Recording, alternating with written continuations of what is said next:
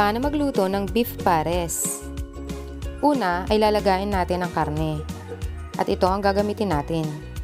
Sa paggisa naman ay kailangan natin ng luya, star anise, sibuyas, bawang, paminta, asin, mantika,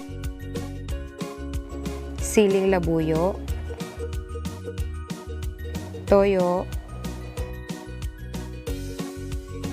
asukal, beef cube, cornstarch na nilagyan ng tubig. Kailangan natin ilaga ang baka bago natin igisa. Sa paglalaga ay sinabay ko na ang bawang, sibuyas, paminta at laurel. After 1 hour, i-check natin ang ating karneng baka kung malambot na. Kailangan natin i-check from time to time kung malambot na ang ating karne. Medyo matigas pa yung karne natin. Hindi pa luto ang ating karneng baka. Kung meron kayong pressure cooker sa bahay, pwede nyo yung gamitin. Kahit 10 minutes to 15 minutes. malambot na ang karne natin, kaya pwede na natin itong hanguin. Huwag natin itatapon ng tubig na pinagpakuluan natin. Kasi ito ang gagamitin natin pansabaw sa ating pares. Kung bago ka pa lang sa aking channel, payakap naman. I-hit mo na rin tong bell button para updated ka sa mga bagong upload.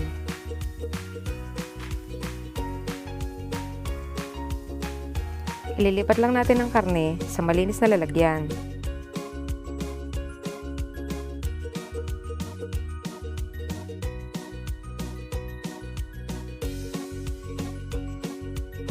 Halina't maggisa na tayo. Inilagay ko na ang mantika sa mainit na kawali. Sa mga hindi nakakuha ng ating recipe, huwag mag-alala at ilalagay ko na lang sa description box ang kompletong recipe. Una ay gigisa na natin ang bawang. Haluin para maging balanse ang pagkaluto ng ating bawang. At isunod na natin ang sibuyas.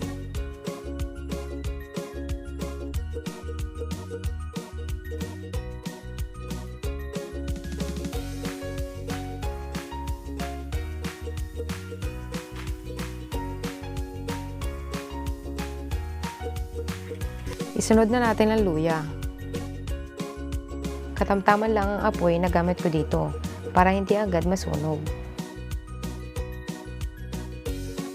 Kailangan nating haluin para maging balanse ang pagkaluto ng ating mga sinangkotsa.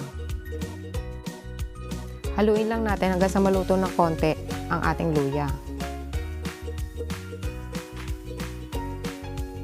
At isunod na natin ang pinalambot nating karne ng baka.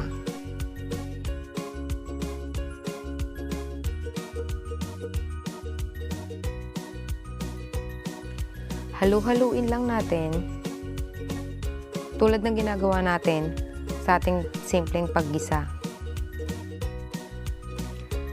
At isunod na natin ang beef cube, star anise,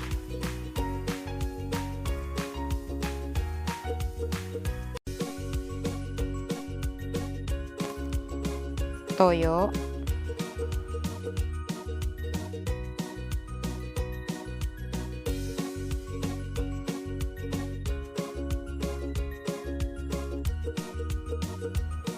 halu-haluin hanggang sa matunaw ang inilagay natin na beef cube para mas lalong ma-enhance ang lasa ng ating baka.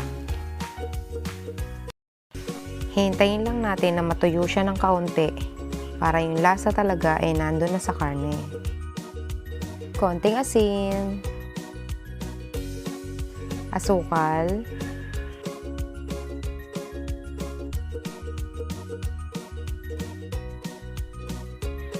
haluin hanggang sa matunaw ang nilagay nating asin at asukal. Idagdag na natin ang paminta,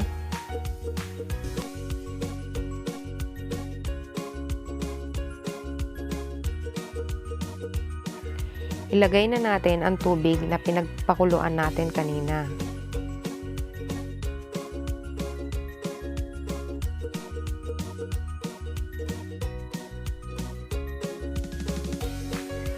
Ito ang magsisilbing sabaw ng ating pares.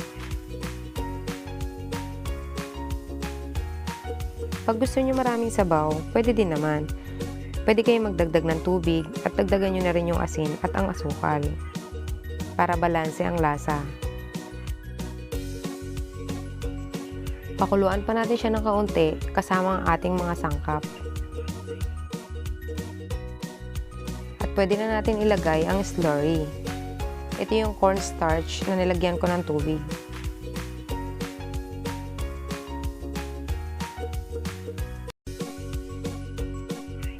Tansyahin nyo na lang kung gaano kalapot ang gusto ninyo. Yung sa akin kasi, ayoko na masyadong malapot, ayoko rin naman na masyadong malabnaw. Yung sakto lang. Yung sakto lang na matatakpan ng ating kanin.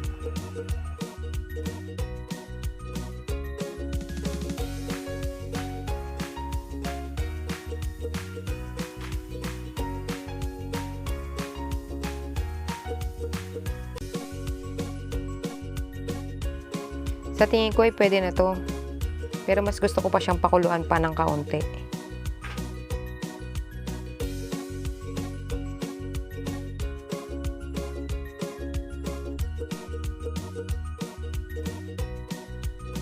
Ilagay na natin ang sili para merong konting sipa ang ating pares.